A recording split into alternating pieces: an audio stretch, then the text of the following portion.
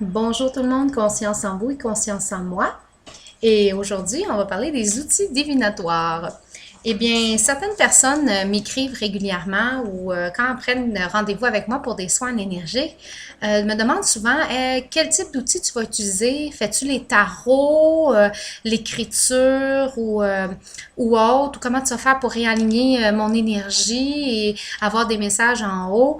Ben, j'en ai plusieurs outils en réalité et selon l'inspiration du moment et selon l'énergie de la personne qui s'en vient me voir, ou qui veut me faire des messages, j'y vais avec ces outils-là et même parfois j'ai plusieurs jeux divinatoires de tarot et certains je vais travailler plus avec, d'autres je leur toucherai pas et ainsi de suite. Et souvent en préparation, ben, je vais prendre ce qui est nécessaire pour faire les soins. Alors, pour certains outils, je vais vous en parler parce que des fois, il y a des gens qui veulent aller s'offrir un petit quelque chose et ne savent pas trop qu'est-ce qui va les inspirer ou ne savent pas comment travailler avec ça exactement. Alors, moi ici, j'ai le pendule. C'est un outil qu'on apprend quand même régulièrement en soins énergétiques à travailler avec. Fait que c'est une petite corde. Moi, il est artisanal, fait par une dame de la région de Roxton Falls, Madame Lynn Marois, et elle les fait à la main. Donc, elle prend ces petits pendules qui peuvent être aussi utilisés pour être porte-livres ou ainsi de suite. Mais moi, on les utilise pour le pendule, fait que c'est assez pesant, une pesanteur au bout et un fil quand même assez long, pas trop, bien entendu. Souvent, les gens vont me dire, ben là, écoute, on fait quoi avec après? Fait que souvent, les gens vont m'enrouler ça comme ça, puis là, ils vont le mettre au bout, puis là, ils vont dire, bon, ben, est-ce que je vais avoir un garçon? Il n'y a rien qui se passe. Le pendule est fait pour être justement pas trop serré rigidement. Il faut de la patience, il faut avoir un bon appui ou simplement le garder dans les airs et s'assurer qu'il reste fixe avant de partir. S'il se met à bouger comme ça parce qu'on bouge puis qu'on parle puis qu'on vient tout le temps le replacer, on vient le replacer, ben ça va pas bien.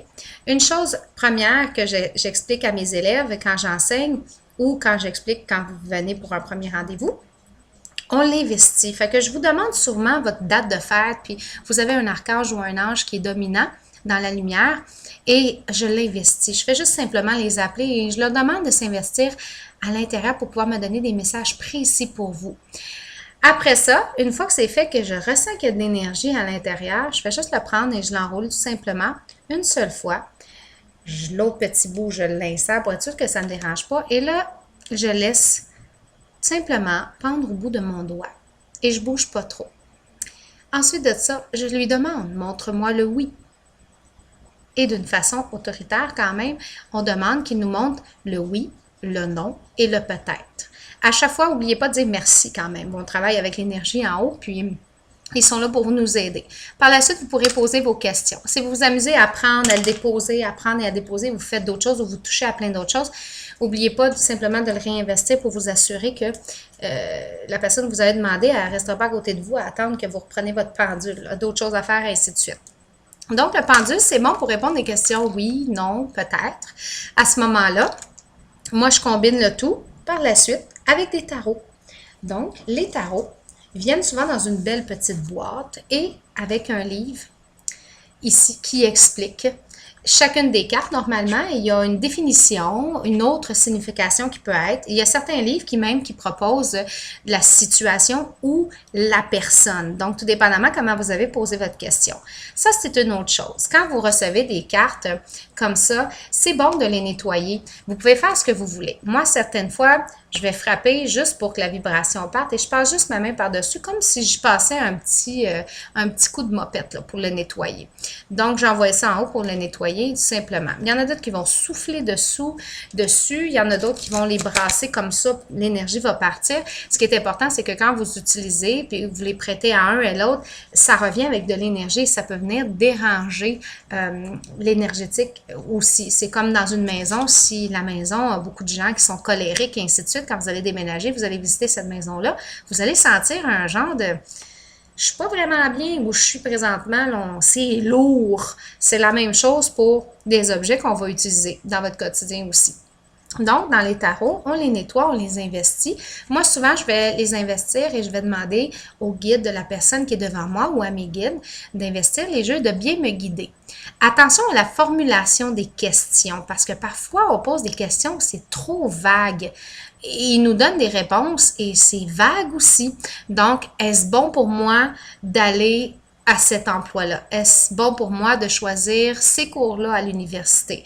Est-ce que je devrais déménager sous peu? Est-ce bon pour moi de choisir d'aller vivre à Québec, exemple? Ben là, il va vous donner plusieurs réponses. Mais attention, il vous dit souvent que vous êtes celui qui détermine le dernier choix. Donc, il y en a qui ont de très belles illustrations. Il y en a des jeux qui vont vous parler, d'autres pas du tout. Donc, allez-y avec votre feeling intérieur. Donc, ce que vous ressentez quand vous allez voir un jeu. Encore là, c'est pas l'absolu, c'est pas la réponse qui vous convient. Votre vraie réponse est toujours à l'intérieur de vous. Mais bien entendu, quand on a des questionnements, puis qu'on a des questionnements assez profonds et noirs, ben à ce moment-là, on crée des peurs, des angoisses, puis ça nous embrouille un petit peu. Donc, on n'est pas en mesure de bien voir là, la solution. Ça peut être une guidance. Ça peut nous donner des beaux messages d'espoir et il y en a de tellement des sortes. Doreen Virtue, celui-ci, c'est John Holland. C'est le tarot psychique. Il y a la Kabbale qui est le fun à travailler avec. Le tarot de Marseille qui est très ancien aussi, qui est génial comme petit jeu. Donc, c'est à apprendre à travailler avec lui. Vous pouvez prendre ce qui est dans le livre. Vous pouvez aussi regarder l'image et vous laisser inspirer. Puis dire, bon, mais écoute, c'est drôle, mais l'image, disons que c'est l'union et vous vous demandez si vous devez vous séparer. Puis dans l'union, ben, il y a deux beaux chemins. Il y en a un qui est très nuageux, très sombre, et l'autre, il y a un gros soleil et ainsi de suite. Ben, probablement que vous êtes rendu dans la croisée des chemins, puis que l'image de la carte m'inspire, moi, plus à vous dire, ben, vous avez le choix. Soit que vous continuez sur le chemin qui est plus sombre, les nuages et ainsi de suite, ou vous décidez de prendre le chemin qui va vous apporter à la luminosité, au bien-être, puis à la plénitude à ce moment-là. Fait que, puis dans le livre, ça peut dire carrément autre chose, l'union de deux personnes qui se rencontrent et ainsi de suite. C'est pas nécessairement en lien avec la question. C'est l'intention que vous mettez à l'arrière de la réponse qui est important et l'intention du cœur aussi. Donc, on peut le mettre par nous-mêmes. Ensuite de ça, ce qui est intéressant, c'est la petite pyramide. Moi, j'étais chanceuse, je l'ai reçue en cadeau à mon anniversaire. J'en avais pas et j'en voulais une, mais j'en arrivais pas à en trouver une à mon goût. Et c'est drôle, j'avais fait un rêve comme quoi que quelqu'un me donnait un jeu de tarot et la journée de ma fête, je vais m'en acheter un. J'ai dit, oh non, je vais me suivre à mon rêve et à ma soirée, j'ai une amie qui a connecté avec moi dans les vibrations et m'a acheté mon jeu de tarot, évidemment. Et j'ai eu le droit à une belle pyramide et j'étais très surprise. La pyramide, reconnue comme étant très, très puissante et depuis très longtemps, même durant le temps de l'Égypte. Et c'est reconnu pour élever la conscience, surtout au niveau de la méditation. Donc, l'élévation de tout, le retour au bien-être. Certaines ont de petites portes. Il y en a d'autres qui n'en ont pas, qui sont fermées tout simplement. C'est pour canaliser l'énergie puis la répandre partout. C'est des ions de basse fréquence qui vont dégager et pour venir nettoyer. À l'intérieur, certains proposent même que la pyramide exauce des vœux. Donc, si vous croyez à la pyramide et que votre désir, vous le voulez vraiment, vous écrivez sur un bout de papier votre désir véritable, vous l'insérez à l'intérieur. Et 3 fois par jour, 7 jours de temps, vous pensez à votre désir et comment il se réalise, ressentez les émotions, essayez de voir les vibrations, l'odeur qui s'y trouve et ainsi de suite pour que vous soyez certain que c'est en train d'arriver. La pyramide aussi aide à vivifier les huiles essentielles. Vous êtes en train de concocter une belle petite potion, vous voulez être sûr qu'elle ait de l'énergie, vous mettez vos petites formules à l'intérieur, vous fermez ça et quand c'est sorti, votre formule va être encore plus vibrante et vos huiles essentielles vont être merveilleusement bien énergisées pour apporter le maximum des bienfaits.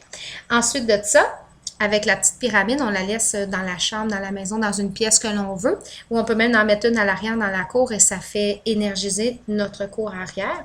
On a les pierres qu'on peut utiliser. Celle-ci est une sélénite, une belle pierre blanche. Elle énergise, elle purifie, elle retourne en soi la conscience.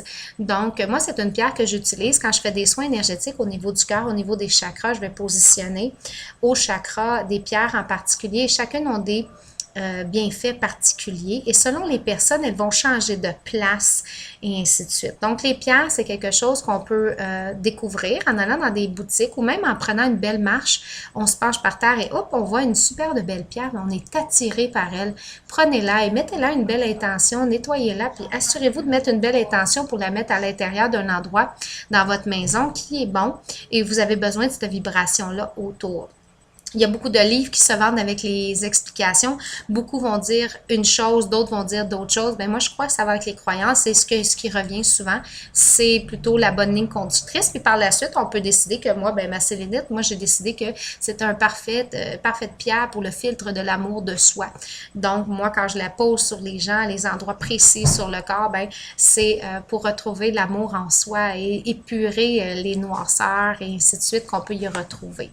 Il y a différentes façons aussi. L'écriture automatique est un bon outil. Vous voulez avoir un petit peu des idées, des messages dans l'au-delà. Parfois, les personnes décédées passent par là. Il y en a d'autres qui canalisent, d'autres qui incarne. Donc, il y a une différence entre les deux. La canalisation, à ce moment-là, c'est des messages qui passent tout simplement par l'énergie. Donc, on peut le dire verbalement, on peut l'entendre, on peut l'écrire, on peut faire des gestuels. Moi, parfois, j'ai des gens qui viennent me voir, puis je prends la forme du cœur, puis je me penche, puis j'ai une petite madame, elle est tout petite, et ainsi de suite. Et elle me fait des signes en particulier pour être sûre que la personne qui se fait faire le soin est assurée que c'est vraiment la personne à qui elle pense qui est là présentement. L'incarnation, c'est qu'on laisse rentrer à l'intérieur de nous des énergies, mais encore là, il faut vraiment être bien protégé. Quand vous jouez avec des choses comme ça ou quand vous voulez vous initier à ça, assurez-vous de vous informer. Assurez-vous d'être bien protégé dans un environnement qui est propre, un environnement qui est sain. Donc, moi, souvent, ce que je vais faire, ben, au lieu d'être tout le temps à la maison, je vais le faire aussi à l'extérieur, hein, dans les pieds dans le gazon. Gaïa de lumière est une belle source, notre terre-mère est une belle source pour nous aider à entrer en communion avec l'univers en entier. Les astres aussi, les planètes sont en lien avec des énergies. La pleine lune aussi, quand elle arrive, ben, c'est le temps de lui laisser tout ce que vous voulez plus à cette pleine lune-là quand elle est là. Donc, il y en a une pratiquement à tous les mois. Il faudrait peut-être y penser. Vous mettez-vous sous le rayon, levez-vous, puis mettez-vous sous le rayon, puis laissez aller tout ce dont vous n'avez plus besoin et demandez-lui de vous réénergiser. Donc, il y a plein de façons d'avoir des soins, il y a plein de façons de travailler, outiller. Il y en a qui travaillent des chandelles de couleurs, il y en a que c'est avec des encens, il y en a qui lient les feuilles de thé, il y en a d'autres que c'est des dés du destin qui étaient très, très populaires aussi, qui sont encore, qui peuvent fonctionner. Allez-y selon ce qui vous parle le plus, mais vous devez pratiquer, vous devez méditer, vous devez vous ancrer, être prête à vous laisser aller dans la découverte de qui vous êtes réellement. Les meilleures réponses sont en vous surtout, mais des fois, on aime ça avoir des petits coups de pouce. Alors, faites-vous confiance, surtout votre intuition ressentie, votre clairvoyance, votre clairsentience. Ceux qui font des rêves, qui ont tendance à pas trop les comprendre, je vous suggère de soit aller sur Internet puis voir les symboliques des rêves ou encore vous procurer un livre. Des fois, ça peut être intéressant. Et toujours être dans le contexte du rêve ou de ce que vous avez vécu la veille ou la journée même pour vous aider à avoir les réponses parfaites. Sur ce, ben, je vais vous revenir éventuellement sur d'autres capsules, puis j'espère que ça va répondre à des questions. Si vous en avez, ne vous gênez pas sur Facebook Bienfaisange Bien-être ou www.bienfaisange.com pour entrer en communication avec moi. Je vous remercie, je vous souhaite une excellente période de festivités et de beau temps pour la période de l'été. Merci, au revoir.